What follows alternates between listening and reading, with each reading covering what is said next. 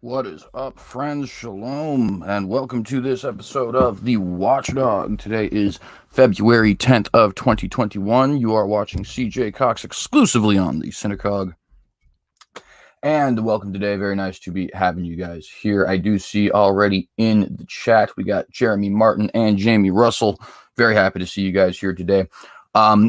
Just so everybody is aware, I know a lot of you guys actually watch this daily, but to anybody who might be new, this is my political podcast, not my religious podcast. So if you do like listening to, political news and things of that nature, I focus primarily on geopolitics, but we are going to talk, especially today, a little bit about America too. But nonetheless, Watchdogs are my political podcast. Unapologetics are the apologetics podcast. So if you're only here for one or the other, just know that they are different. If you're here for both, I'm very happy to have you here with us today.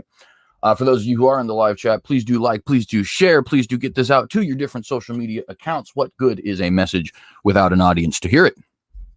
And without further ado, we're going to go ahead and jump directly into our pre-article discussion for today, which I'm going to make a full-on video about this, actually, because it actually is very fitting for an unapologetics episode. But I wanted to address the political ramifications of it for a moment. And that is something I've been talking about frequently on this channel for years, right? The deification and messiahship, quote unquote, that seems to be attributed to former President Donald J. Trump, right? Now, I'm not saying this is necessarily something that isn't within your own community, right? You know who it is that you meet and who it is that you don't, right? But I have been warning for quite some time now. And I say this as an ideological conservative who is, believe me, probably much more constitutionalist than anyone you know, right? I'm not going to say that like as a definitive fact for sure, but you guys got to understand, like when I come at this with criticisms of Trump, right? I'm coming at this from a much farther Tea Party perspective than you probably are, right? However, I have been constantly warning about not only the behaviors, but also this deification and faux messiahship bestowed on former President Donald J. Trump by numerous members of either the top rankings of media, right? In particular, media that is supportive of Trump, of course, because most media is not supportive of Trump, and down here on the YouTube sphere, and even lower in a personal sphere. Right? Donald Trump, for a very, very, very long period of time, was allowed to get away with literally anything.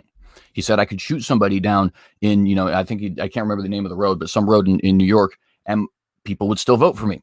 And as if on cue, everyone defended him for saying precisely that, almost proving his point. He, brought up how he thought of himself as the chosen one. And everybody just sort of ignored that and said, oh, this is just liberals blowing things out of proportion. He retweeted things calling himself the King of Israel, the Messiah, the Second Coming, right? Now, of course, did he say those things himself? No, but he was retweeting them, and people actively bought into it. And when people tried to criticize him for it, right, we were labeled liberals, communists, country haters, God haters, faux Christians, all that other kind of stuff, right? And the political ramifications of this, I think you are starting to see very, very, very strongly. And like I said, I'm going to do a full-on video about this at some point. That's going to be an unapologetics, talking about Mark Taylor's bogus prophecies that were nothing but an attempt to make money off of you, to siphon cash off of you. And I say that boldly. I'm very, very angry with Mark Taylor that he still has the audacity to claim that he is a prophet after being clearly proven false with this recent election, leading so many people astray, right? Just so he can make some money off of it, right? He already made a movie off of it, the 2018 Trump prophecies.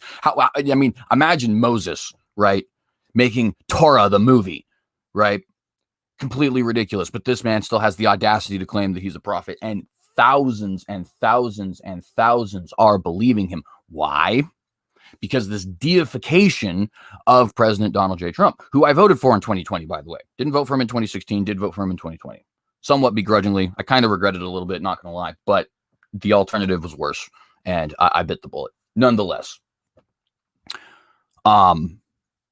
it's this deification of Trump, right? Like, he's the only one who can do it. He will save the country. He's the one who God has sent. All right. And by the way, as somebody who believes in a relatively Calvinistic worldview, right? I'm not a Calvinist, but I do believe in things like predestination, God's sovereignty, things like that.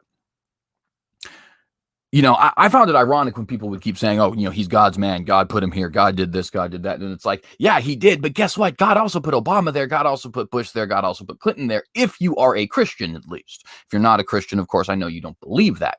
But the point still does stand, right? If you're going to like start saying, well, God did it because that's just the way that God works. All right, that's one thing. But that's not what these people are saying, right? These people are saying, no, God did it because this is God's man. This is Cyrus. This is the new anointed. Right?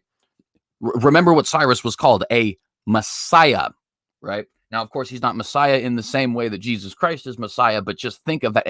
People were actually sitting here claiming, whether it's Kat Kerr or Mark Taylor or Marcus Rogers or, Pat Buchanan, right? People were actually sitting here claiming that Donald J. Trump was God's anointed in the same way that the King Cyrus, who got the Jews to rebuild a temple, freed the Jewish people in the same way that he was. And we as Christian conservatives, or even just Christians, just let it slide. Totally cool, right? Who cares if he has delusions of grandeur? Who cares if he considers himself the chosen one? Who cares if people start to deify him and put their hope in him as if he is the only hope? And the result of that is fracturing in the Republican Party. The political result of that, I should say. Fracturing in the Republican Party. Violence on the streets, right? We did see the Capitol stormed, and you guys are very well aware that I am much more critical of the leftist violence than the right violence, right? You guys understand that. However, it did still happen. Y'all still stormed the Capitol. That still actually happened, right? The result of this is people still siphoning your money and siphoning your belief into themselves, like Mark Taylor. Marcus Rogers, to his credit, has apologized, but his apologies always come with an asterisk, and it gives me, I have a problem with it. You see the result of that being a complete and total distrust of any and all facts, an attack against people who you consider to be brothers just 2 days ago or 3 days ago, or however long it happens to be since you found out that they had said something that you didn't approve of, right? I see Jamie Russell here. They have been judged. They are not of God. That is precisely correct, right? And you need to come back within the fold of God if you ever were here to begin with, that is, right? If you weren't here to begin with, then you need to come the first time and you put yourself under the blood. But, even to set aside for a moment the massive religious implications of, these false prophecies and deification of Donald Trump and things like that. Just these political ramifications, friends, people actively are actually suggesting QAnon becoming the next splinter cult of Christianity. I'm not kidding. I didn't make that up. Like Jehovah's Witnesses, Mormons, and things like that. Literally. Men like Mark Taylor being their prophets, and some sort of reverence of Donald Trump in the United States of America being in the center. This is, friends, the actual form of Christian nationalism. Okay? There are a lot of people out there who want to say just Christian nationalism just so they can discredit any and all free market capitalists, traditionalist conservatives, Christians who vote based, on their own beliefs, like being pro-life and things like that. There are tons of people who believe those things, right? And that is a misuse of Christian nationalism. That is bullying. That is beating people over the head with a stick that you don't even know how to use, right? But there is a true and very dangerous Christian nationalism that is forming right now, and it has reared its ugly head massively since January 6th. And I think it needs to be addressed. But again, full-on videos will be coming on that in the future. I'll be talking about the denial of Christ from Brandon Tatum, who I am very sad to say, unfortunately, I cannot call a Christian. I will be doing videos about the Mark Taylor quote-unquote prophecies, and calling that guy out big time, because quite frankly, I've never seen somebody more shady in my life. That's obviously an exaggeration, but you guys know what I mean. And we're going to continue. I'll do videos talking about just the deification of Trump himself and how people see totally let all that kind of stuff, slide. But I just wanted to point out the political ramifications of this, right? Are violence, are complete and total distrust and paranoia of all sources, are crazy conspiracy theories, are splinters in the church, are splinters in the Republican Party, are splinters in the United States government, are potential civil war. And we need to take a step back, especially as Christians. Because the thing is Christians are the moral dam that keeps out the water, right? The water being the immorality that plagues these societies. That's what I believe, at least. And there's only one dam. So if you get rid of that dam, there's no more dam, and the waters of immorality flood the city. But nonetheless, I digress on that. We do have some topics we want to be discussing today. We're going to start with the big topic, the one that you guys actually see as the title of my stream. Turkey and Israel are getting closer. Surprisingly enough, I know.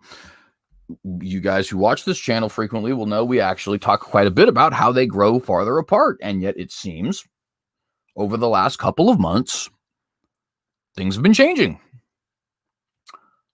Now, of course, I asked the question here, should we trust it?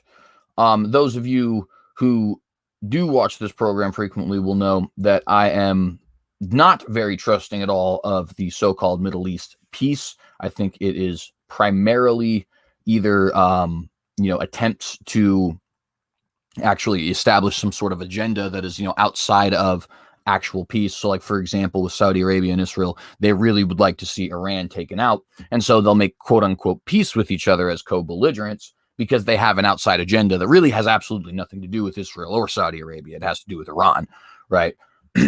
Excuse me. So, and I think that's the primary point that we see with it. And other times, I think it's really just outside sources, mainly religious sources, kind of forcing it upon people. Obviously the Middle East is, religiously speaking and culturally speaking, probably the most important area in the entire world. But nonetheless, this does seem to be a little bit more organic than the Middle East peace, and a little bit more organic, or than not the Middle East peace. I guess Turkey is in the Middle East, but the Abraham Accords, right? And a little bit more organic than anything that's been happening between Israel and Palestine or anything like that. So should we trust it? I don't necessarily know, but I guess I don't know that we shouldn't either. I'll give you my perspective after we read, but you just know that this situation is a little different than the others, right? There's not an America or a Vatican or a United Nations forcing this to happen. There's not an outside enemy that is causing these people to be co-belligerent with each other. And I think that's an interesting thing to take note of, especially considering the fact that Turkey and Israel hate each other quite a bit more than Saudi Arabia and Israel, for example. At least at this current point in time. But nonetheless, Turkey and Israel inch closer to reconciliation. This is from the Jerusalem Post. Again, Turkey and Israel inch closer to reconciliation. This is by Mohammed Al-Qasim. And he was writing actually today, although I'm sure it's actually already tomorrow where he is, which I believe is actually Jerusalem. But nonetheless, U.S. election and the Abraham Accords may have played a role in bringing together the once close allies. And yeah, just so you guys do remember, before this lovely gentleman on your screen here, Erdogan, was elected president of Turkey. Turkey and Israel were actually pretty good friends. And then as a result of Erdogan, as many of you may even know, that kind of just went completely down the tubes, mainly because Erdogan wanted to reestablish the Ottoman and Islamic nature of Turkey, right?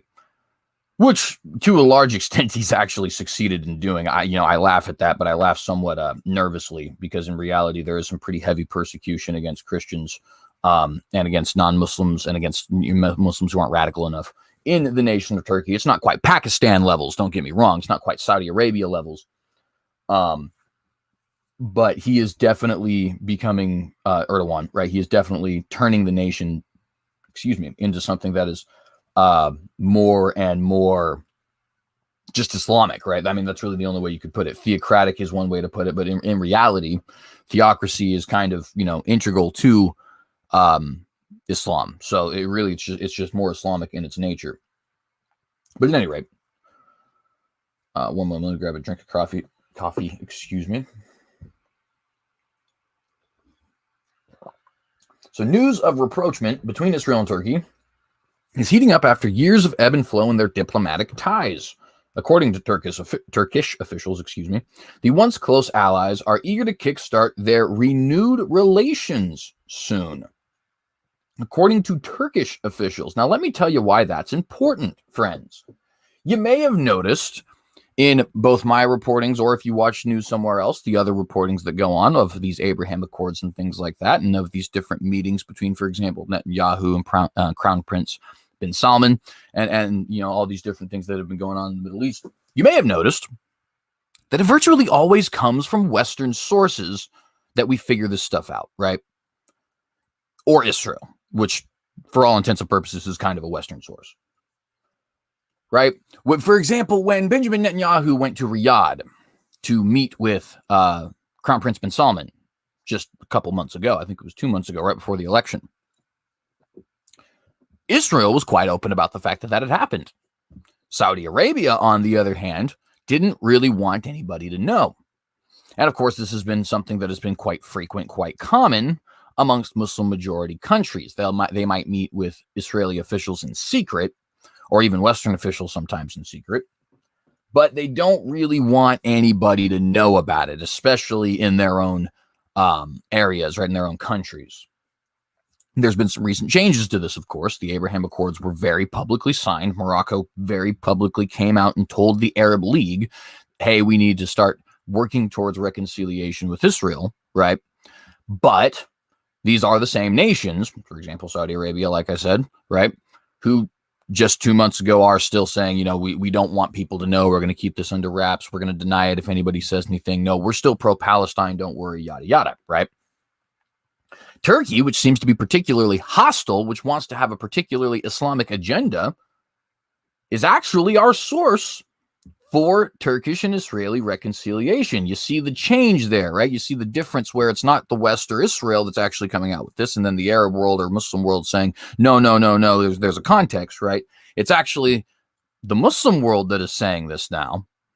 And of course, we don't have the denial of it on the Israeli side, but there seems to be a change in the way that they are wanting to go about relations with Israel. They want to be a little bit more public with it. They want to be a little bit more friendly with it, it seems. Sorry, it looks like I just had a little refresh on my page there. But that's a big change. I know it may seem like a really small change, but in reality, that is a very big change.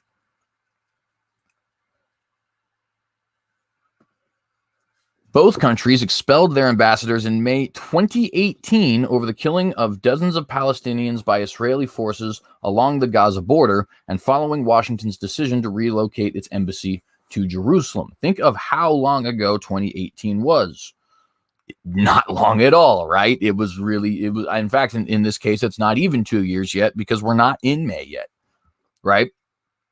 And yet, here we are having what appears to be a relatively deep change. And I do want to stress what appears to be, right? We never want to get too excited about these sorts of things, especially being people of the faith and understanding that when they say peace, peace indeed, that is when no peace comes. And I paraphrase that a minute, but I'm sure you guys remember the verse I am speaking of. In December, Turkish President Tayyip Erdogan, I don't know how to say his first name, so I just sort of don't, but Tayyip Erdogan, said his country would like to have better ties with Israel, but Israeli policy toward the Palestinians remained unacceptable. And that was, of course, the first major shift here because Erdogan's it came kind of out of nowhere, right? All of a sudden, Erdogan's like, no, I think we do want better relations with Israel. And that but just so happens to be the exact same but the Saudi Arabia adds, right? And Indonesia as well, and these other nations where they say we need to have better relations, right? Sorry, I mixed up my thoughts there. Not that they were having better relations, but nonetheless, but that they wanted to shoot, man, I just got my thoughts sort of jumbled. I never look at your comment section while you're in the middle of a talk. You just mix up the comments with what you're trying to say, and now I lost my train of thought. But nonetheless, it was the same but is what I was trying to say, right? Which was this whole no, we don't actually want to make peace unless there's something done about the Palestinians, which, by the way, I do happen to think they're serious about, but I'll comment a little bit more on that in a minute. Erdogan champions the Palestinian cause and has a contentious relationship with Israeli Prime Minister they actually use the Hebrew version. That's cool. Benjamin Netanyahu. Erdogan said that Turkey had some issues, but it's funny, I completely missed that the first time I read this article, but it's just used to calling him Benjamin. But nonetheless, Erdogan said that Turkey had some issues with people at the top level in Israel, adding that Palestine still constitutes Turkey's red line and that it was impossible for Ankara to accept Israel's merciless policies regarding the Palestinian territories. And the thing is you're now going to see the pressure put on Israel about that very thing. You see, we just saw the pressure for 4 years placed on, Arab nations to try and get them to, finally make some sort of step towards peace. And indeed, some of them did with the Abraham Accords, right? Those nations in particular were Sudan, Qatar, and the United Arab Emirates. And then, of course, Morocco as well, even though that wasn't a part of the Abraham Accords. But now we have a flip. Now, the people who are in the top places of power in the United States, which seems to have the peacemaking role here, now they're more on the liberal side, more on the pro-Arab side. And it just so happens, I don't think it's a conspiracy, by the way, but I also don't think it's a coincidence. I do happen to believe in the divine. But nonetheless, it just so happens that now at this point, this is when you're now seeing some Arab nations coming out and saying, no, we want to make peace too, but also you guys have to capitulate here on some things. And I believe Biden is probably going to facilitate that. And, when you see here that Turkey's red line is Palestine and that it considers its policy, Israel's policies, against Palestine to be, quote, merciless, right? That is something that they will absolutely end up doing something about in the name of Middle East peace. And so my personal prediction for the next 4 years, not that I'm a prophet or anything, but if I were to just sort of reading the science and see if I could, discover what was going on, I'd say that I think we will probably see Biden or Harris, depending on if Biden maybe doesn't, stay in office very long, reintroduce the Palestinian peace plan, the Israeli-Palestinian peace plan that Donald Trump has already put forward, with the exception, or with the alteration, rather, that the lands in the West Bank, or Judea and Samaria, as they should be referred to, actually remain completely and totally under the power of Palestine. I also do think they'll probably end up internationalizing the old city and splitting it west and east, with east going to the Palestinians and west going to the Israelis. This is actually something that has been an idea pitched for quite some time, all the way back to the 1990s. And of course, the internationalization of the old city has been pitched all the way back to 1947, when the UN originally wanted to partition the land in the first place. And that's just, like I said, that's just my personal guess. But if I were to guess, I would say the nations like Turkey, Saudi Arabia, other nations, even maybe Iran, who knows, right, are going to start pushing the American government and Western nations to start pushing Israel to try and concede a little bit more, and potentially even reintroduce some of the same plans that we just saw over the last 4 years, but with a more Arab friendly or Muslim friendly bent, and with more of a emphasis on internationalization of the old city as a place for a kind of not a reconciliation, sorry. What would you call that? It's just a center, I guess, a rendezvous for all the different faiths. That's the word I was looking for, a rendezvous. and not for nothing, but, there's been an awful lot of things going on in the Middle East that we have definitely been outright predicting here. I'm not saying that means for sure anything here is going to come true, but I do just have to say, right, the tea leaves aren't too difficult to read, right? You don't have to get this information from CJ Cox or go to, some, crazy political science school or anything like that. These things are pretty clear, right? You can see the signs of the times, as the Bible would say. Turkey and Israel, once allies, have had a bitter falling out in recent years. Ankara repeatedly has condemned Israel's occupation of the West Bank, which is Judea and Samaria, and its treatment of Palestinians. I hate it when it does that. Sorry about that. Dr. Hayatan Cohen Yanarokak An expert on Turkey from the Jerusalem Institute for Strategy and Security, or JIS, and the Moshe Dayan Center for Middle Eastern and African Studies, or MDC, at Tel Aviv University, says it may be premature to say that things are going to happen soon. And to be fair, that is also, that's wise counsel, right? We never want to expect anything to be happening because things can change on a dime, as 2020 has shown us, right? They can literally change on a dime. But, nonetheless, we continue. Yana Rokoch said that despite the constructive signals that are coming from both sides, there won't be any major steps towards the crystallization of the results until the crystallization of the results of next month's Israeli elections, which, by the way, a little reminder for you guys, for the fourth time in 2 years, there will be a national election for Israel in their Knesset. Also, Benjamin Netanyahu is currently undergoing fraud charges. They are finally in court. He actually just walked out of court a couple days ago after pleading not guilty, which, to be honest, I probably will report on Friday. I don't think I have any time here today, but it's definitely something that we should know about. Big things are happening in Israel for sure. Nonetheless, though, just to continue. But just to remind you guys, right, there is elections coming up in Israel. There's actually 2 sets of elections coming up in Israel here soon. In March, you're going to have the Knesset elections, and then in June, you're going to have the elections for president of Israel, which Yehuda Glick, former leader of the Temple Mount Institute, plans on running for. And at least early indications are that he has a pretty solid shot of winning. So just to remind you guys of what is actually upcoming for Israel this year. Excuse me. A change in leadership in Israel, he adds, may speed up the warming of ties. And of course, potentially that is true. Benjamin Netanyahu is obviously kind of hawkish. He's quite nationalistic. He's grown less and less so as time has gone on. Trump seems to have made him significantly more willing to concede certain things, at least on the surface. But we'll see what happens, right? Either with the removal of Netanyahu or with Netanyahu just kind of changing his tune. Quote, if Israeli Prime Minister Benjamin Netanyahu will not be able to preserve his seat, then, in Turkish eyes, launching a normalization with Israel will be far easier, end quote, Yana Rokoch said.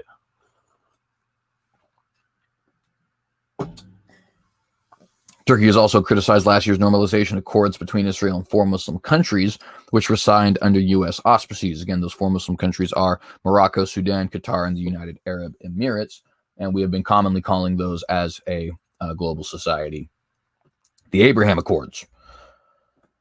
Yana Rokoch said that these accords helped Israel to break out of its regional isolation and has given it the upper hand in negotiating with Turkey toward improving diplomatic relations. And of course, this is partially true, but again, I do think that we would be wise to understand that the shift of American policies back to American politics back to the liberal is definitely going to give Muslim majority countries a lot more chips at the table, so to speak, right? Hassan Awad, an expert on Middle East politics at the University of Bridgeport in Connecticut, told the media line that there is much to gain from restoring diplomatic ties. Last week, the first Israeli passenger plane from the flag carrier LI touched down at Istanbul International Airport after a 10-year hiatus, which would be obviously back to 2011. This move can be seen as a signal that a thaw in relations is underway. Awad says the resumption of ties would have a major impact on the 2 countries' defense industries, and of course would have a major impact on their treaties as well, as I have reported on this show before. Turkey and Israel are in precarious situations treaty-wise that could lead the entire world into war if they themselves were to go to war. Right, because, Turkey is friendly with Russia, Israel is friendly with the United States, Russia is obviously kind of friendly a little bit with China because of their co-belligerency, towards the United States, which gets Iran involved because they also don't like the United States. By the way, spoiler, they don't like Israel either. The United States is obviously friendly with NATO and has defense treaties with them, and even that's going to be weird because Turkey is actually in NATO and yada, yada, yada, yada, yada, right? So you can see how, it all gets convoluted really quickly. Excuse me. That gets less convoluted if they have warmer relations with each other, obviously. Quote, if the relationship is back to the same level as before the violent Marmara events, we could see closer cooperation in intelligence and commercially, end quote. He said, referring to the Mavi Marmara incident when Israeli forces in 2010 boarded a Gaza-bound flotilla carrying humanitarian aid for the Palestinians there that intentionally broke. Hang on, let me restart that. I kind of messed up. Boarded a Gaza-bound flotilla carrying humanitarian aid for the Palestinians there that intentionally broke Israel's blockade of the coastal strip, which ended in the death of 9 Turkish activists on board. That led to a decade-long freeze in relations between Turkey and Israel. Yana Rokach says having proper relations with Turkey is in Israel's national interest. But one major challenge to restoring relations between Israel and Turkey continues to be the Hamas movement. Ankara is a supporter of the Islamic group that rules the Gaza Strip.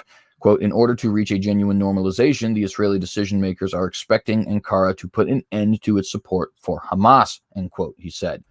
By the way, excuse me, that is something we will likely see happen, in my opinion. Or bare minimum, we will see Hamas maybe change its tune to become a little bit more peaceful. I find that to be a little bit less likely than Ankara and Saudi Arabia and the different Muslim countries condemning their terrorist activities and forcing their hand or forcing them off of the table, right? But nonetheless, that is something that we will probably see here very soon because it's something without which we cannot move forward in the normalization between the Muslim world and the Jewish world.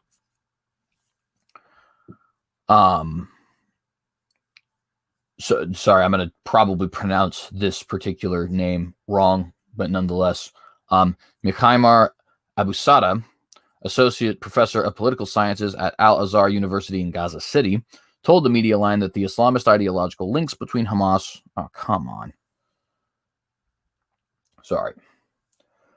between Hamas, which is part of the Muslim Brotherhood, and the Turkish government led by President Tayyip Erdogan, who leads the Justice and Development Party in Turkey, are difficult to break. Quote, I rule out the improvement in the Israeli-Turkish relationship will come at the expense of Hamas. I personally don't believe that, but nonetheless, this is what is this Yana Rokach? No, this isn't Yana Rokach. This is Abusada, yeah. All right, this is what Abusada believes. Quote, I rule out that the improvement in the Israeli-Turkish relationship will come at the expense of Hamas. I think that it would have repercussions for Hamas, but nothing major, end quote, he said. Abusada points out that Qatar, which he says supports the Muslim Brotherhood, has good relations with both Israel and Hamas. And that is a good point, right? Qatar has now made some good relations in the Abraham Accords with the nation of Israel, and yet has not actually severed its relations with Hamas, the Muslim Brotherhood, or even Iran for that matter. But he added there may be some Israeli demands, quote, demands to expel some Hamas leaders accused of supporting so-called terrorism, but in general, such relations in the end are in the interest of having the presence of mediators to be a link between Hamas and Israel, end quote.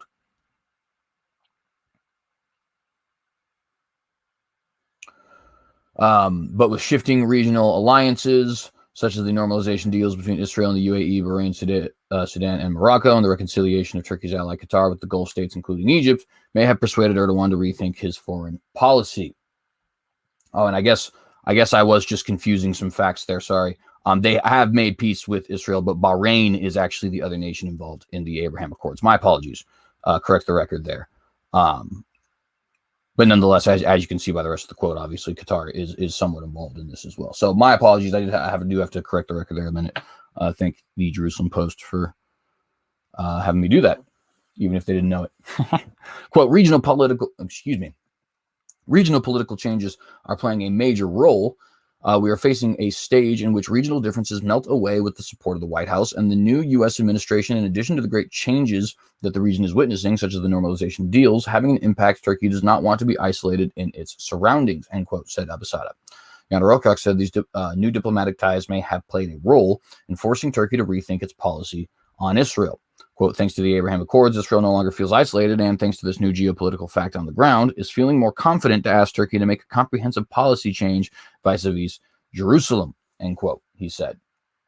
And again, I do believe that will happen. I just also believe that Israel's hand is going to be forced as well. They will have to split the city, and I think they're going to split it 3 ways. I think that the center city of the city, the old city, will be internationalized.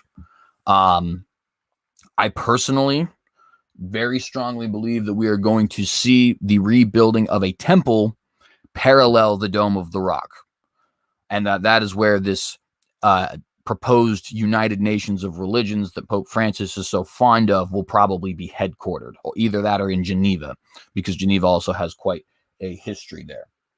But Geneva being the seat of the World Council of Churches and considered to be, too Protestant, I don't think that would be a good fit. And same thing with Rome. Rome is considered to be too Catholic. It's got that history that's associated with the Roman Empire. I don't think that would make a whole lot of sense. If they successfully establish this UN for religions, I think they'll probably want to establish it in this, quote, House of Prayer for All Nations that Yehuda Glick wants to build. And if he runs for president and is successful in 2021, which is this year, then perhaps he will actually have the opportunity to build it, right? There's a lot of pieces that could come into play. And if, they may not come into play, right? We always want to hedge our bets, not say this definitively will happen, but there's a lot of different things here that are, kind of coming together. And it seems as if we may actually see a situation where the old city is truly internationalized, right? But that, of course, would require Israel to relinquish its control over it.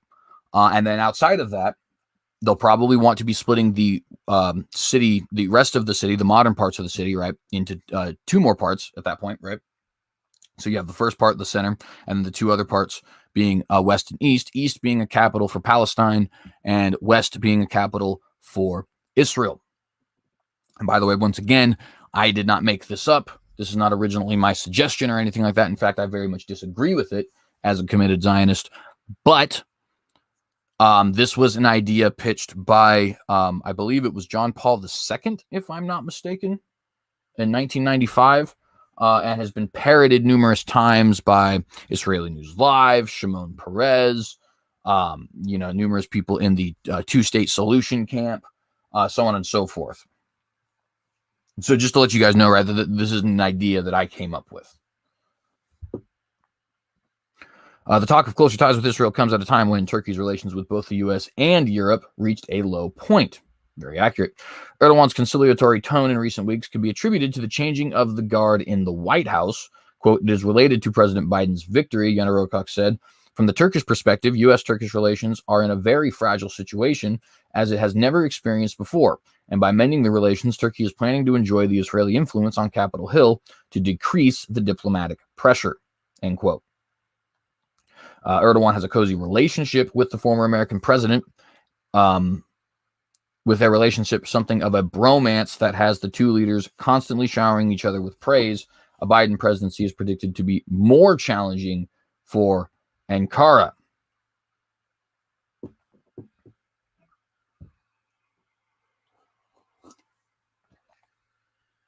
Interesting, I know, but we'll see.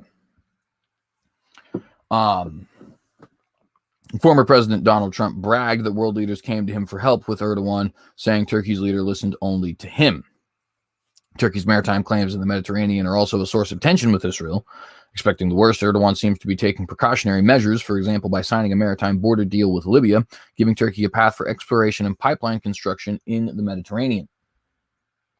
Ironically, the two countries found common ground when they both backed Azerbaijan in its conflict with Armenia over Nagorno-Karabakh, and disputed mainly ethnic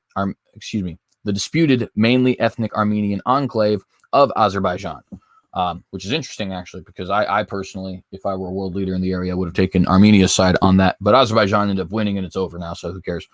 Israeli and Turkish drones and reported intelligence supported from the two countries proved pivotal there in Azerbaijan's victory over Armenian forces backed by Iran. Which is interesting because Armenia is a Christian nation and Azerbaijan is a Muslim nation, right? So it is sort of weird how that whole thing ended up playing out. But nonetheless, we end the article there. Let me see how long I have actually been going for a second. So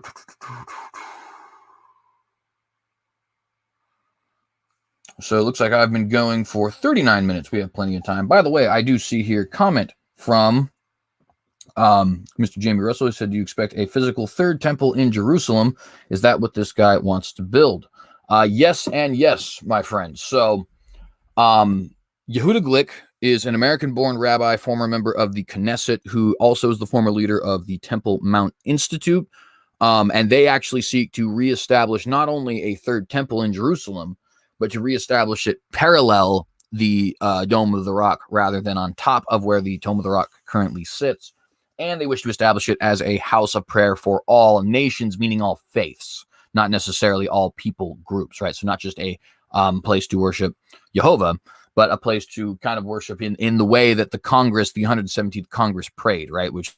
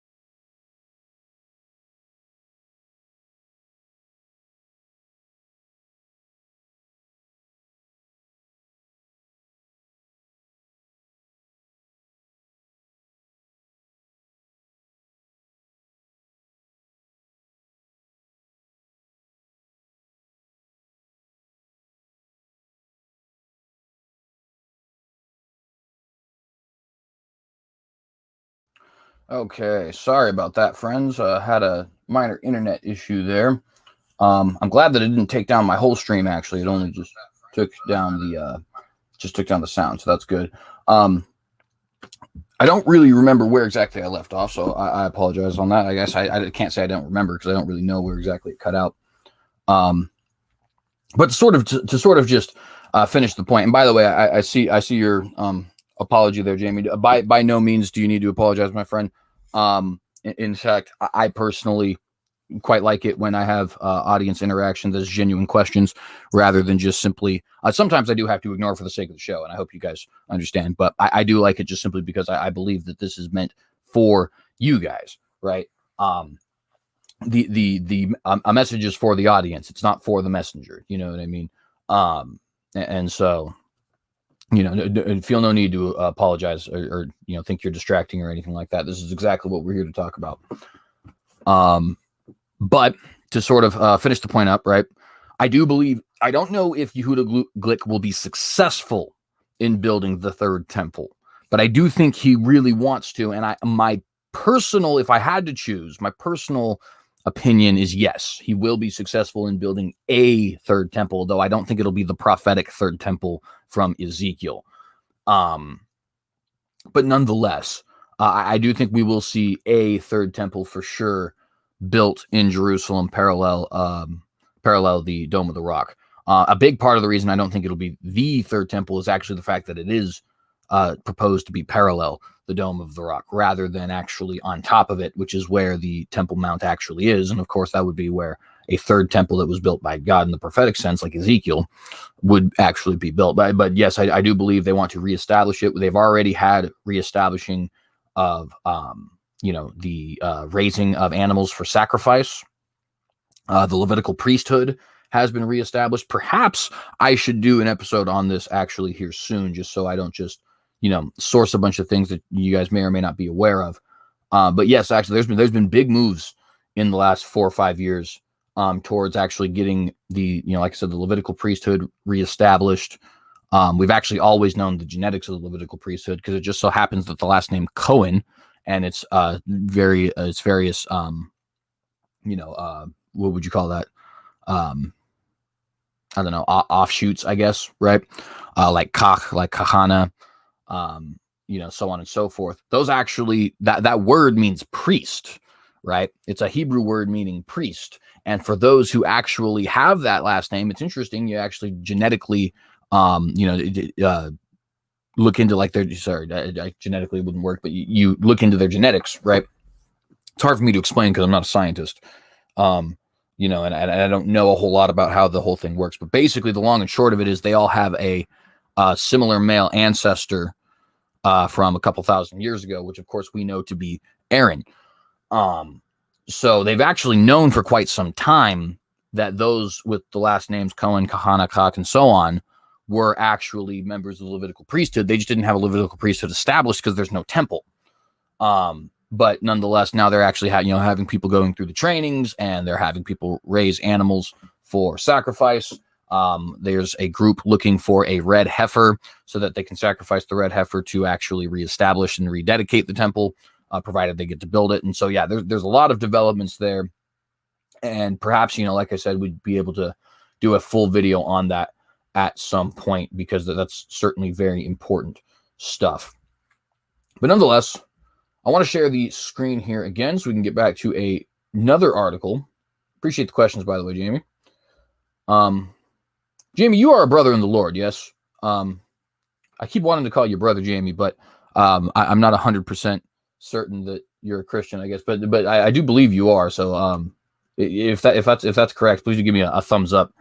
I don't mean to not refer to you as a brother if you are a brother in the Lord, but nonetheless. So on to our next article. Oh, actually, really quickly, on the subject, should we trust it? Right? Israel and Turkey getting closer. Should we trust it? The answer, in my opinion, is no. Let me tell you why. Actually, I already did tell you why.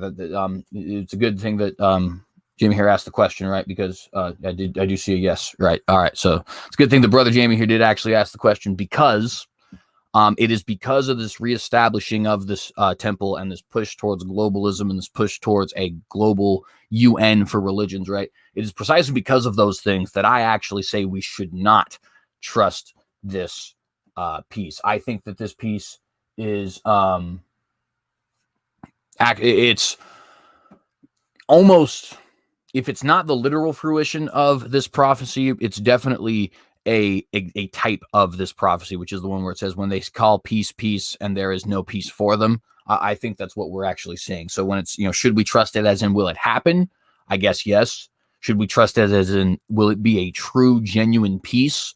I believe no. I believe that this is actually going to be quite problematic for the world, for the nation of Israel, even for the United States. Right.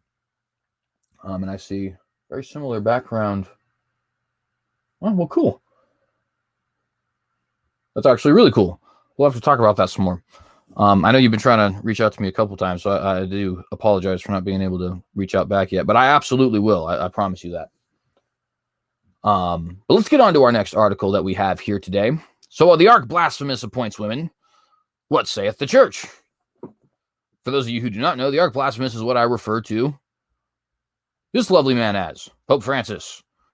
Why do I call him the arch blasphemous? Well, I feel like that's relatively obvious, but because he is the leader of the most heretical organization in the entire world, in my personal opinion.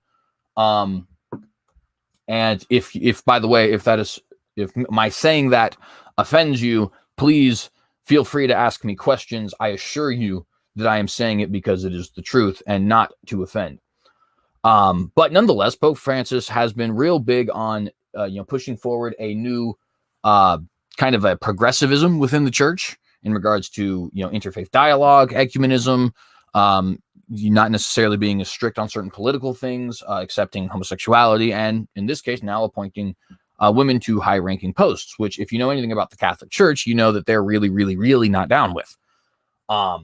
And so, you have this just further pushing here on the part of Pope Francis of an agenda that is not only, of course, contrary to the Bible, which is nothing new from the Catholic Church. The Catholic Church is always contrary to the Bible, but it's actually contrary to the Catholic Church, right? Which has a lot of Catholics kind of worried about it. I mean, a lot of Catholics are not fond of Pope Francis. They've, quote, taken the red pill, as they call it. You listen to guys like Dr. Taylor Marshall, and they really, really do not like this dude, which, of course, is kind of interesting considering his role as supreme primate and infallible vicar of Christ in your religion. But I digress on that. I don't know. I just don't understand. That would, to me, that's almost like saying you don't accept the prophet Moses, but you're a Muslim or a Jew. But whatever. I digress. The point is, a lot of people are not particularly fond of Pope Francis because Pope Francis has a particularly counter-Catholic agenda for a pope. And we see that yet again, right? We see that yet again here with his appointing of some women to some high-ranking authorities in the Holy See, high-ranking positions of authority, rather, in the Holy See. And we're, that's really the main point of reading this article here now today, right? It's just to see, like, once again, Pope Francis is at it again, trying to completely restructure the Roman Catholic Church to make it more palatable to the population at large, which of course has kind of always been the Catholic goal. But as a Jesuit, Pope Francis is much more willing to do things about it. Jamie Russell says, I believe the Vatican is the beast. I not completely agree, actually. So it's, yeah, you'll have to watch. I can't get too deep into it. I apologize, brother, but I'll definitely, when we talk, I'll definitely get more into it. You're right. You're spot on in there. But if you notice, the city on seven hills is actually the woman. So the whore is actually the Vatican. The beast is what she rides, which I believe will be some level of world system. But you got it. You're going in the right direction there, Brother Jamie. And also, I do see Dan Straight. Shalom, brother. Nice to have you here with us today. So let's get into this. By the way, I know a lot of you are probably wondering, wait, isn't this more theological stuff and not necessarily new stuff? Well, in a way, right? The Vatican is a massive geopolitical body, as are the World Council of Churches and all these groups. And so when we're talking about those sorts of things, unless we're talking directly about doctrine and theology, I tend to keep these over on the Watchdogs. So to sort of clear up any confusion, I know this is a position where the two shows can kind of overlap for sure. But there is a different emphasis when we're talking in each show, just so you guys are aware. Nonetheless, let's get into the article here. So Vatican City from Reuters. This is Philip Pulella. Pope Francis has appointed 2 women to Vatican posts previously held only by men. And by only by men, they mean literally since their inception. In back-to-back moves, giving women more empowerment in the male-dominated Holy See. He appointed a Nathalie Becart, a French member of the Xavier Missionary Sisters, on Saturday to co-undersecretary of the Synod of Bishops. Yes, you heard that correctly. Co-undersecretary of the Synod of Bishops. That is not a messing around position. That's actually a very big position, right? A department that prepares major meetings of world bishops held every few years on a different topic. Longtime watchers of this show, if they do end up seeing this, will recognize we actually were reporting on a Synod of Bishops not very long ago. Those of you who also watch my videos that I did with Nicholas Whitmer will probably remember the Synod of Bishops from our conversations there as well, right? So this is not a messing around kind of position, right? This is actually a pretty big position. The previous day, Francis named Italian magistrate Katia Samaria as the first woman promoter of justice in the Vatican's Court of Appeals. Picard's position, effectively a joint number 2 spot, will give her the right to vote in the all-male assemblies, something many women and some bishops have called for. She is 52, relatively young by Vatican standards, very young by Vatican standards. In fact, the age that cuts you off from voting as a cardinal, which I know she's not a cardinal, but just to give you guys an idea, the age at which you cut they cut you off for voting as a cardinal is it's either 80 or 75. I can't remember, but nonetheless, that's somewhere between 23 and 28 years from where she currently is, right? I'm not even 23 years old yet.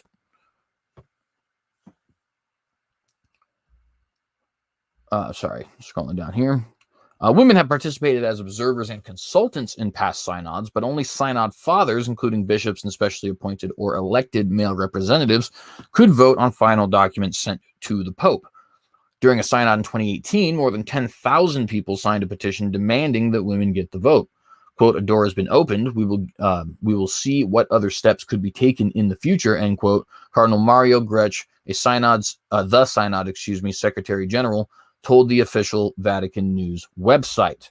And for those of you who, by the way, do not remember, Mario Grech was just very recently, Mario Grech is another Jesuit and a close confidant of Pope Francis and was actually just recently appointed to be a cardinal. He's only been a cardinal for, I think, a couple months at this point.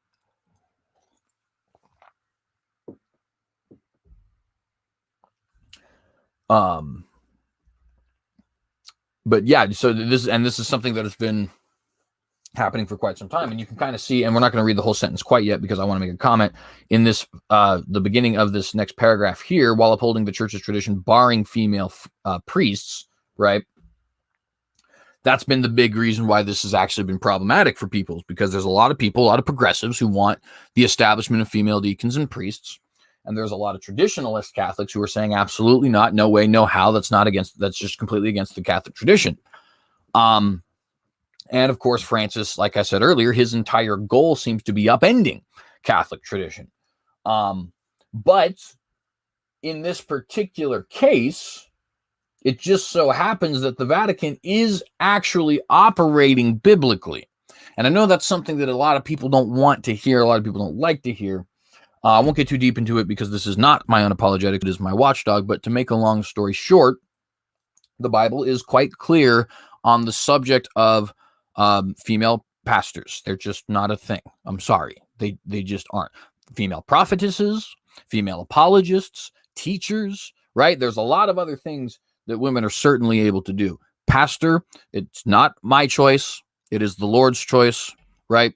And that's the way it is. I'm sorry. And honestly, the Bible is relatively patriarchal, so I don't think anybody should be terribly surprised by that. Again, we have Deborah the prophetess, right? We have Priscilla, who was a fellow evangelist with Paul, right? Fellow laborer in the Lord, as it's put, right? But when it comes to the position of pastor, God in his sovereign wisdom reserved that for males, right? And maybe we'll all get to figure out why in heaven. I don't know, right? I think I have a pretty good solid idea as to why, but nonetheless, this is one position where I do actually have to defend the traditions of the Catholic Church, because that particular tradition does actually come from the scriptures. But nonetheless, while upholding the church's tradition barring female priests, Francis has set up a commission to study the history of women deacons in the early centuries of the Catholic Church, responding to calls by women that they be allowed to take up the role today. And notice it is interesting, right, that deacon is sort of one that's not necessarily addressed. We don't really have any examples in scripture of female deacons, but we also don't have any explicit prohibitions of female deacons. The big one that people use is a deacon by his very nature does usurp authority. And so a lot of people think that maybe deacon like pastor would be off limits. I'm not sure about that. I'll be honest. But I'm also not sure about not being sure about that. It's something that I just have to study a little bit more. Last year, in one fell swoop, Francis appointed 6 women to senior roles in the council that oversees Vatican finances. He has also appointed women to the post of deputy foreign minister, director of the Vatican museums, and director and deputy head, of the Vatican press office. And so that's the end of the article. Right? It's a pretty short one, but you see here a furthering of the progressive agenda on the part of Pope Francis. And it is an interesting thing because on one end, the things which he seems to be doing in a lot of ways, I mean, a lot of people, especially in the 21st century, right, might think, well, yeah, I mean, why wouldn't he do those sorts of things, right? And it seems like it's a very good thing. And I understand why people would think it's a very good thing. The thing that you have to understand is, again, if you are claiming to be adhering to a certain core doctrine, whether that be the Catholic catechisms or the Holy Bible, right?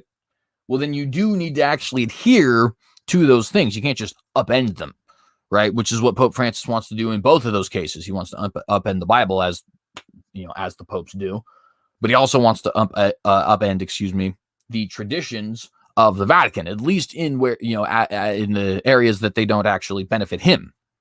He's perfectly fine with the tradition of papal infallibility and papal supremacy. But, the tradition of maybe, not being an ecumenical group, or the tradition of not having female priests, right? Maybe not so much.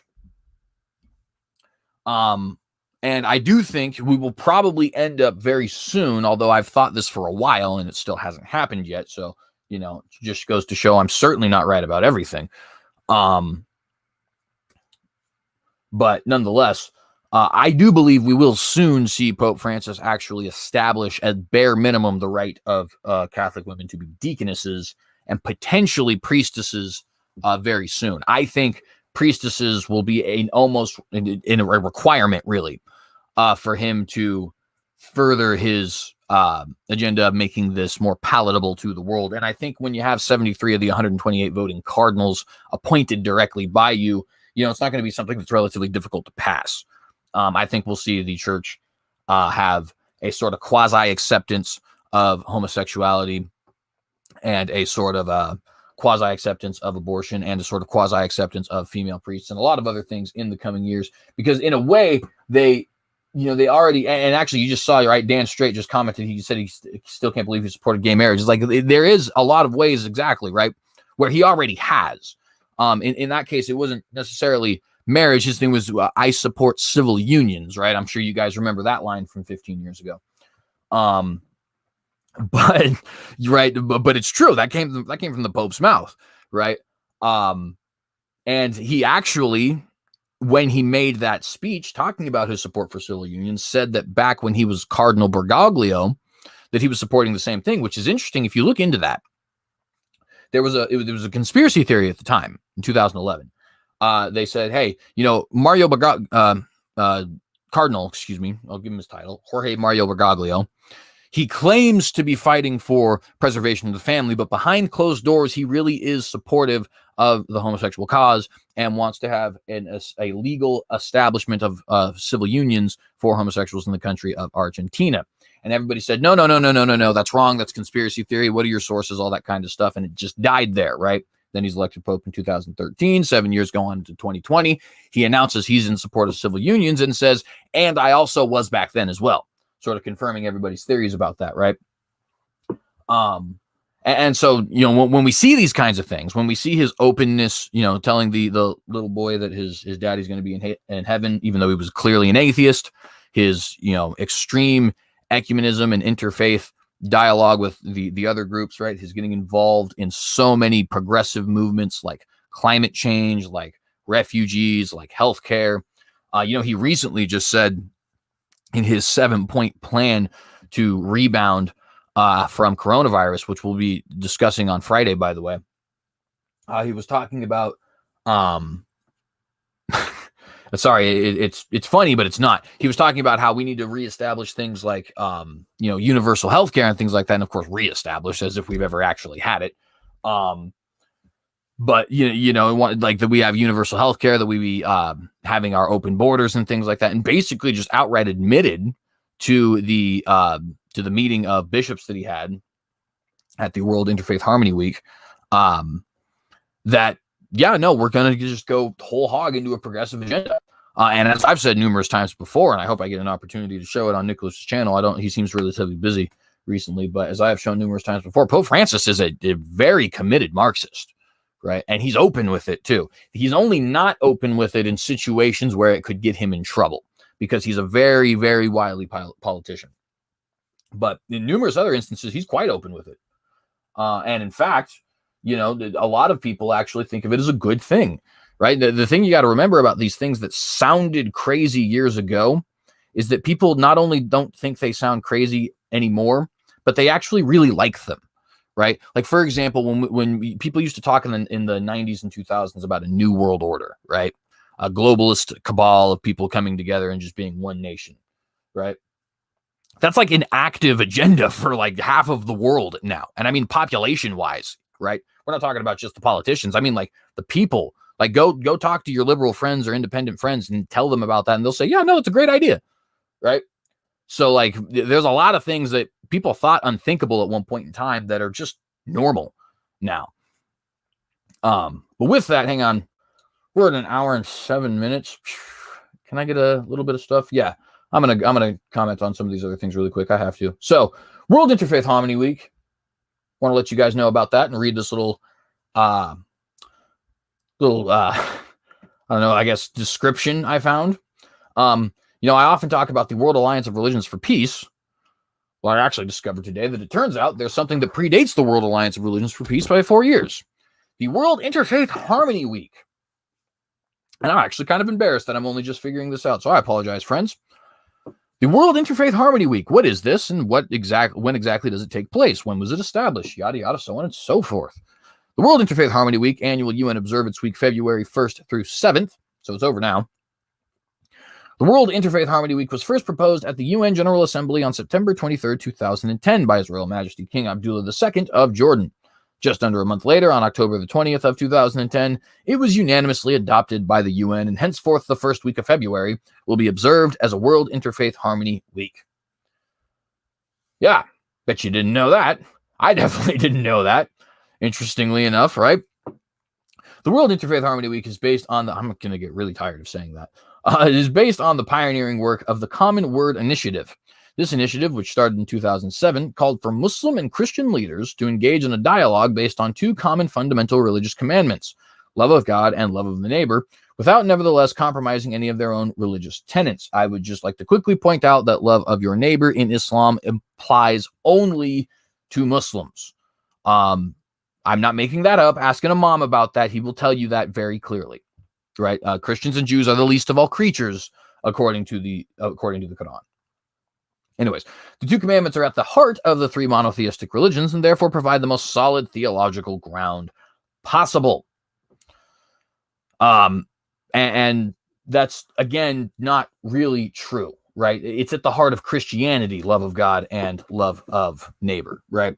Jesus is the one who says that's the first commandment and the second commandment. It's not anybody in the rabbinical tradition, and it's not anybody in the Muslim tradition either. And you could say, well, people in the Old Testament, yeah, but the modern rabbis don't really follow the Old Testament. That's why it's called rabbinical Judaism, not Second Temple Israelite Judaism or something along those lines. The World Interfaith Harmony Week extends the two commandments by adding love of the good and love of the neighbor. This formula includes all people of goodwill. It includes those of other faiths and those with no faith. Repeat, this formula includes all people of goodwill. It includes those of other faiths and those with no faith. Do you still think the whole globalist cabal to get an enigmatic one world religion is a conspiracy theory, my friends? Maybe it doesn't become a one world religion per se, but at least, like I've been saying, this UN of religions, you can't think it's conspiracy theory because they actively want it, and they want you to know that they want it. This is not InfoWars. This is WorldInterfaithHarmonyWeek.com. It's an official website. The UN runs it. You know what I'm saying? Like, you got to do, and I know it's not everybody. I know a lot of people who watch the show watch it because they have actually seen this kind of stuff. But there are people that you just got to understand this stuff is not conspiracy theory. It's not people just making up stuff, or, me saying, oh, I got some weird, vague prophecy that I'm only telling you about 5 years after the fact, right? I'm not claiming to be a prophet. I'm not a conspiracy theorist. I don't have inside sources, right? I'm simply reading the official news sources of the UN, the World Council of Churches, the Vatican, the State of Israel, so on and so forth, right? The information is there. All you got to do is open your eyes to it. Dan Strait says, remember the Pope kissing the Quran? I do actually. And in fact, I wonder if you remember, Dan, and if you don't, you might want to look this up. The Amazonian Synod of, I believe it was 2020. It might have been 2019.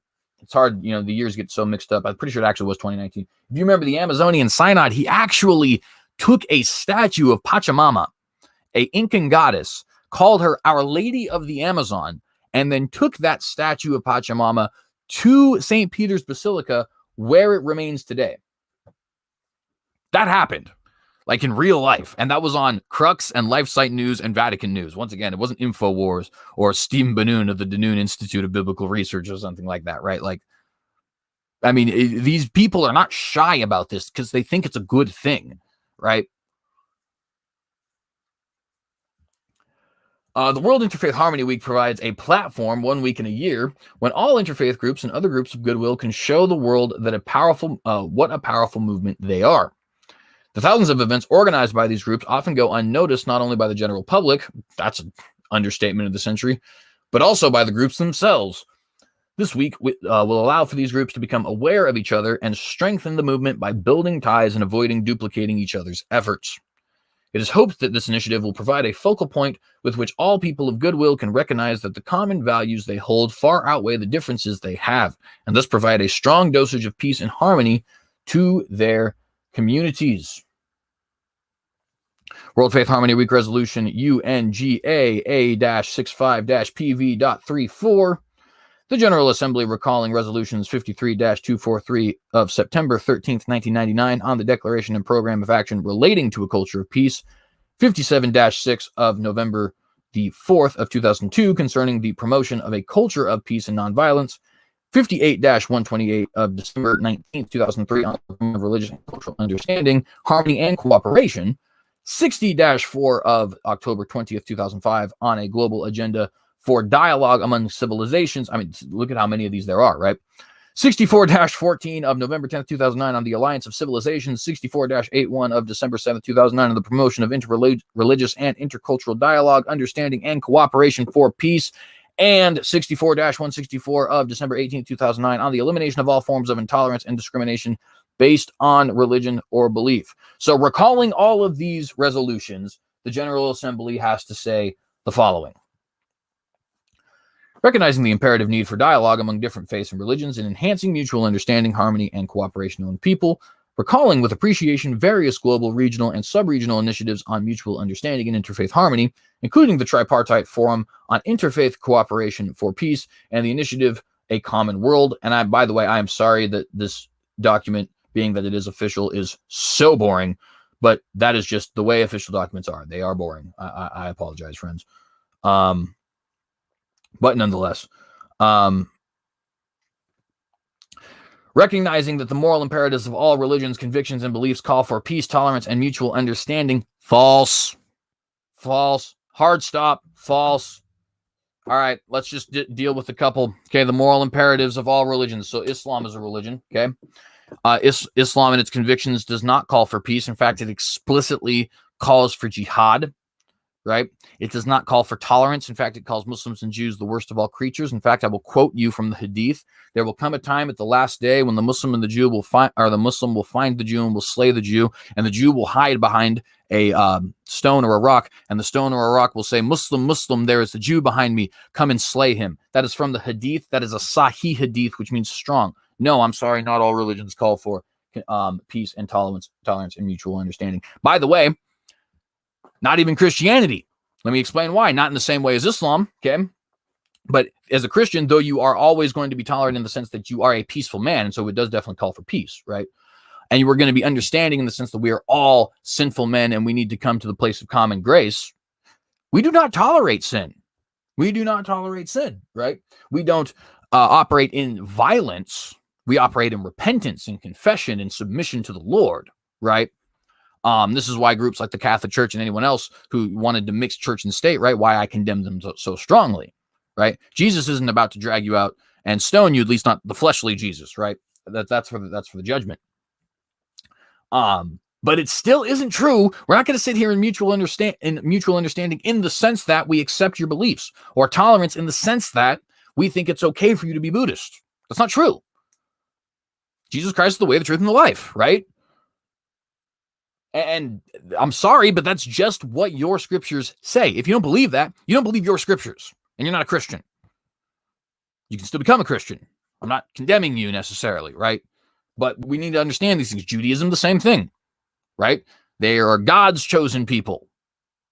Not everybody else is God's chosen people. Have you read the Old Testament? Read the Torah. Those 613 laws, pretty rough. 32 of them include a death penalty, I might add. Right? So, I mean, it's just not true that these are the moral imperatives of all religions. In fact, it's not even the moral imperatives of most religions, right? Like Buddhism comes to mind. The moral imperative of Buddhism is enlightenment and personal peace, contentment with your life, and detachment from all things. It has absolutely nothing to do with peace, tolerance, and mutual understanding. If I knew more about Zoroastrianism, I'd have a sneaking suspicion the same would be true there, and so on and so forth with a bunch of other religions.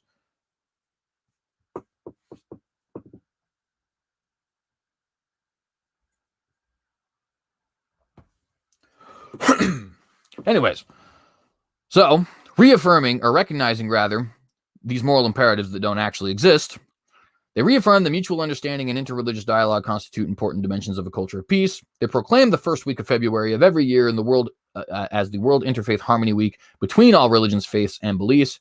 They encourage all states to support on a voluntary basis the spread of the message of interfaith harmony and goodwill in the world's churches, mosques, synagogues, temples, and other places of worship during that week, based on love of God and love of one's neighbor, or on love of the good and love of one's neighbor, each according to his own religious traditions or convictions, and requests the General Secretary to keep the General Assembly informed on the implementation of the present resolution. Yes, they plan to implement it, and to a certain extent already have.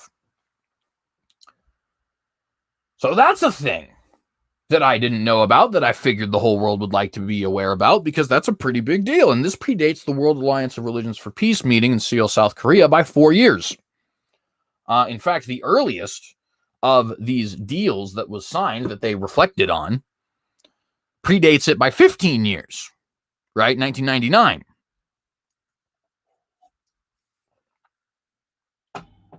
So, there you have that. I mean, and again, I want to stress, right? We need to understand this interfaith / ecumenical movement. It is not a conspiracy theory, okay? It is something that people are very, very, very, very open with. All you have to do is listen. And it also just so happens to be something that was very heavily prophesied in the Bible. But again, this is not necessarily a theological show, so I'll leave that at that. One last thing we're going to do before we leave. I mean, we're already 20 minutes over, so we might as well get to this last thing, right? And actually, there was one thing I wanted to talk about, which was this, but unfortunately, it doesn't look like we're going to. South Dakota looks to nullify Biden orders. We'll talk about that on Friday. We don't have to talk about America on every show. In fact, a lot of times we don't talk about America at all. So, that'll just be the way it is. But will there be a third temple soon? Will there be a third temple soon? Obviously, I've already answered this question for you guys as to what I think. I think yes, right? I think that we will live to see it. Virtually everybody who is watching this will live to see it, I believe, including the very, very old. Like if you're in your 70s and 80s and you're watching this right now, I honestly believe you will live to see it. I think it's that close. within the next decade, for sure. But we'll see. The main thing I wanted to actually, bring up here was, so both the United States and Israeli political leaders are making political decisions that will haste. Whoa, excuse me. I just had 3 weird burp hiccups in a row. That will hasten the rebuilding of the Jewish temple in Jerusalem. So there's a transcript from a radio show, as you can see, VCY America, Christian Information Radio TV.online. So from February 8th, 2021, and it's Jimmy DeYoung, who is the radio host. But there's a David, I can't remember what is his last name? David Dolan, who he's talking with here. And it's just a brief excerpt, but it's something that I think is important. The United States Senate approved Jerusalem as the capital of the Jewish state of Israel. The vote was 97-3, and the 3 who voted against it were Maryland Senator Elizabeth Warren and Bernie Sanders, and it doesn't actually mention the third. But this is great news for Israel, is it not? And then David says, it is, Jimmy, ironic that Bernie Sanders is one of the handful of Jewish senators voted against it. But yes, it shows the overwhelming support for the move. So think about that, right? Overwhelming support for the move. It was 97-3 that the Senate actually voted to move the embassy to Jerusalem. 97-3. That is huge, right? It's even bigger than the stimulus. It is Jimmy. Ironic that Bernie Sanders is one of a handful of Jewish senators voted against it. But yes, it shows the overwhelming support for that move. Again, it was the Senate and the Congress as a whole in the 90s that first voted to move the embassy to Jerusalem. So that was something that Joe Biden wasn't going to try and change. And as I said last week, they're actually expanding and building near the new embassy. Right. So, and that's another thing, right? You guys got to understand this vote was recent, just happened, right?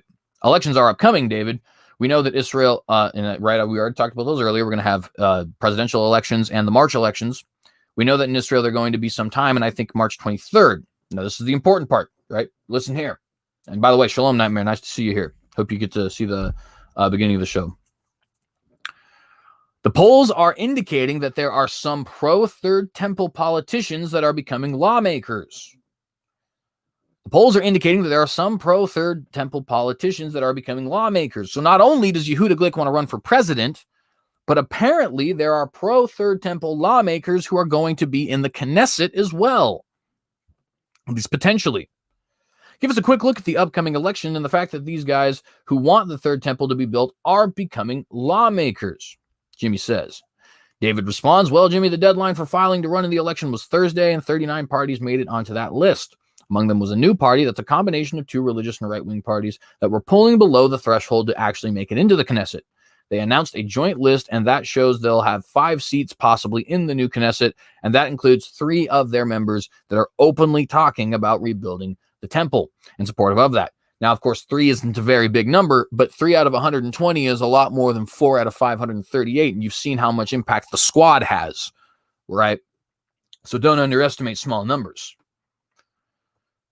4 out of 538 is there's 4 members of the squad and 538 members of the United States Congress, by the way, for those of you who did not get the reference. So if they do make it into the parliament, as seems likely, it will be the largest number of openly pro temple, as it were, politicians in the parliament in modern times. And I would add on to that, it would also be something that would be coupled with these Abraham Accords, this trying to establish a United Nations for Religions, and this is the big one, Yehuda Glick running for president of Israel.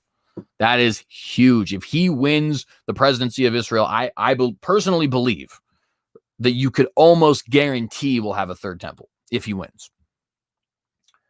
Now, again, I can't see the future, so I don't know that for sure. I'm reading the tea leaves just as you guys are, right? But that's where my inkling goes, right? I think if Yehuda Glick wins in June, you can just bank on living to see a third temple being built in Israel, or at least the beginnings of it, right? Because who knows if it'll stop, right? I mean, we see that kind of stuff all the time. They tried to build the second temple, and of course it was stopped for a couple decades. But nonetheless, just want to let you guys know about all these different things, right? They're obviously huge things.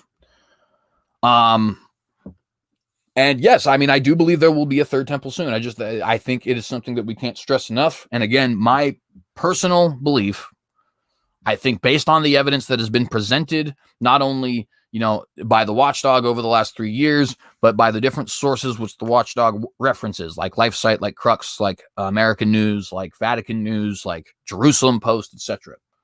I think it is fair to say that what we're going to see in the coming decade is an establishment of United Nations for religions headed by the Vatican and centered in Jerusalem, specifically the Old City, in a rebuilt third temple after Palestine and Israel have each been established as separate nations, Palestine getting Judea, Samaria, and Gaza, and Israel getting all of Israel proper and probably the Golan Heights.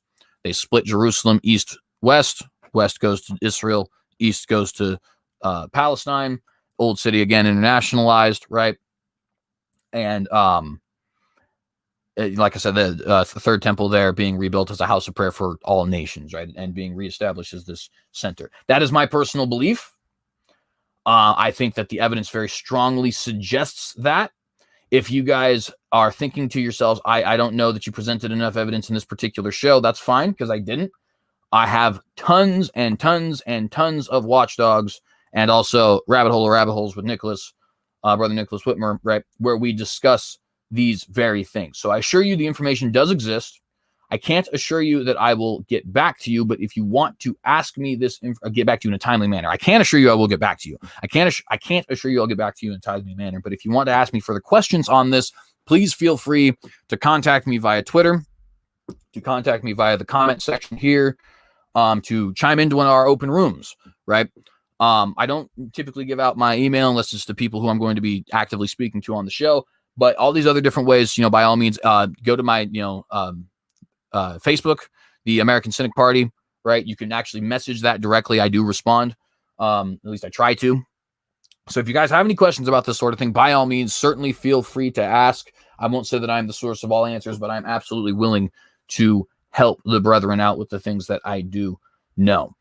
But with that, we are 27 minutes over what we usually try to do. So I want to go ahead and thank you guys for actually being here today. I just posted my typical like, share, subscribe in the live chat, as well as the link to my Patreon. So if you guys want to support me in either of those ways, any way that you support this is actually very much appreciated. If you can support in the form of a like, that helps tremendously. You've already supported in the form of your view, and I'm very thankful for that, of course. If you would like to share this, please do to your different social media platforms. Again, what good is a message with no audience to hear it? So please get that out. Get it all over Gab, all over Twitter, all over Minds, all over Facebook, all over Telegram, MeWe, whatever you happen to be on, right? If you do have the capabilities and also the will, if you feel led to support me on Patreon, I do plan on making this a career at some point. I do plan on even making this something where we're going to go daily. I might end up doing something where we continue the Monday, Wednesday, Friday for YouTube, and then maybe give a second episode on Friday, as well as a Tuesday and a Thursday specifically to patrons. Because as of right now, the only thing that patrons do is support me. I don't actually provide anything in return. So we're thinking of some things there, but any way that you guys can support, from anything is, from the like to financial, is greatly appreciated. And so I do want to thank you guys, obviously, for that. You can find links to my different social media accounts in the description below. I am on virtually all of them. I don't have links to virtually all of them, but I am on virtually all of them. So if you go to the Synagogue on the ones where you don't have links down there, you will be able to find me, as well as on BitChute Library Minds. The Synagogue, even though I'll have different display names, the Synagogue is how you will always be able to find me, as that is usually my tag name. And yeah, we'll be back on Friday. I may have an open room or be able to post a debate before then. And of course, we're going to have Unapologetics here Saturday and Sunday. I apologize for not getting them up last weekend.